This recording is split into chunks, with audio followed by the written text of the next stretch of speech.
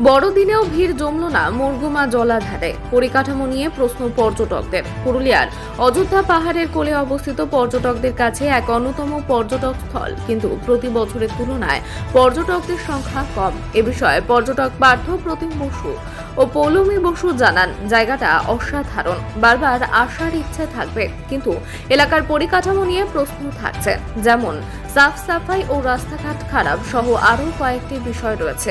এগুলির ওপর প্রশাসন নজর দিলে পর্যটকদের সংখ্যা আরও বাড়বে। স্থানীয় তথা ব্যবসায়ীর দাবি, আমরা মুরগুমা গ্রামের বাসিন্দা। ড্যাম সংলগ্ন এলাকায় প্রশাসন থেকে সোলার লাইট লাগালেও ব্যাটারি চুরি হয়ে যাওয়ায় সন্ধ্যা নামতেই আলোর অভাবে ব্যবসা বন্ধ করতে হয়। যদি বড় সোলার লাইট লাগানো এবং এলাকায় মহিলাদের জন্য শৌচাগারের ব্যবস্থা করলে পর্যটকদের সংখ্যা আরও বাড়বে। আজ 25 ডিসেম্বর মুরগুমাতে দেখা যাচ্ছে, কোথা থেকে আসছেন এবং কী উপভোগ করলেন? আজ 25শে ডিসেম্বর আমি আসছি হুগলি থেকে। আমার নাম পৌলমী বসু। আমার এই জায়গাটা খুবই ভালো লেগেছে। বাচ্চাদের নিয়ে এসে দুদিনের জন্য আমি খুব এনজয় করেছি। খুব সুন্দর জায়গা।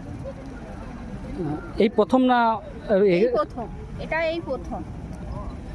বাড়িতে গিয়ে খুব ভালো। এটা বাড়িতে গিয়ে বন্ধু বান্ধবদের কী বলবেন? আমি তো বলবো, আমি এখনো এখান থেকে বলছি, খুব ভালো লেগেছে, খুব সুন্দর জায়গা। তোমরাও এসে ঘুরে যাও, দেখার মতো আছে। কি নাম আপনার? পৌলমী বসু। কোথা থেকে আসছেন? হুগলি থেকে আসছি। বলুন, কি বলবেন আজকের এই?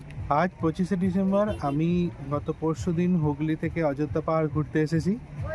তো অযোধ্যা পাহাড় ঘুরতে এসে আমার অভিজ্ঞতা বেশ ভালোই।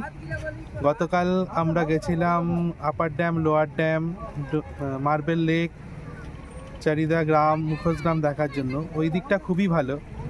আজ এসছি মুরগুমা ড্যাম, কিন্তু এখানে আসার রাস্তা অত্যন্ত খারাপ। আমি তো প্রপার জায়গার নাম জানি না, তবে রাস্তার ডেভেলপমেন্ট দরকার এবং এলাকা পরিষ্কার পরিচ্ছন্ন রাখারও খুব জরুরি। না হলে পরিবেশের ভারসাম্য পুরোপুরি নষ্ট হচ্ছে। এমনিতে জায়গাটা কেমন লেগেছে আপনাদের? জায়গাটা ভালো, ডেভেলপমেন্ট করলে আরও ভালো ট্যুরিস্ট স্পট হিসাবে প্রচার পেতে পারে। কি নাম আপনার? আমার নাম পার্থ প্রতিম বসু। কোথা থেকে আসছেন? আমি আসছি হুগলি থেকে। দেখুন, এটা একটা বাঘিনী এবং কালকে যেখানে পজিশন ছিল আজকেও প্রায় সেখানেই আছে, অলমোস্ট ওখানেই আছে। আমরা আমাদের মতো মনিটরিং রেখেছি এবং কিছু স্ট্র্যাটেজিকভাবে ও যাতে সুস্থভাবে ওকে যদি আমরা আবার উড়িষ্যায় ফিরিয়ে দিতে পারি তার জন্য চেষ্টা করছি। বুঝতেই পারছেন যে ডিটেলটা আমাদের পক্ষে শেয়ার করা একটু মুশকিল, কারণ আমাদের কাজ করতে হচ্ছে সেইভাবে। আপনাদের কাছে অনুরোধ যে আপনাদের মাধ্যমে আমরা সবাইকে এটাই জানাচ্ছি যে আমরা আমাদের মতো ব্যবস্থা নিচ্ছি। কারুর ভয় পাওয়ার কোনো কারণ নেই, আর দয়া করে কেউ গুজব ছড়াবেন না, এটাই আমাদের কোনো। বলছি, এলাকার মানুষ একটা আতঙ্কের মধ্যে দিয়ে রয়েছে। বন দপ্তরের পক্ষ থেকে কি কোনো বার্তা দেওয়া হচ্ছে তাদের? আমরা কালকেও মাইকিং করেছি, আজকেও সকাল থেকে মাইকিং করছি।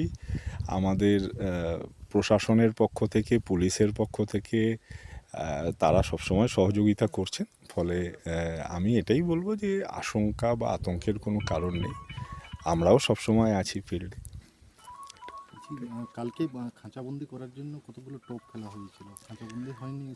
দেখুন, আমি এটা একটু অনুরোধ করব যে এগুলো আমাদের স্ট্র্যাটেজিক ম্যানেজমেন্ট, এগুলো নিয়ে আমাদের এই মুহূর্তে ডিটেল বলাটা হয়তো ঠিক হবে না।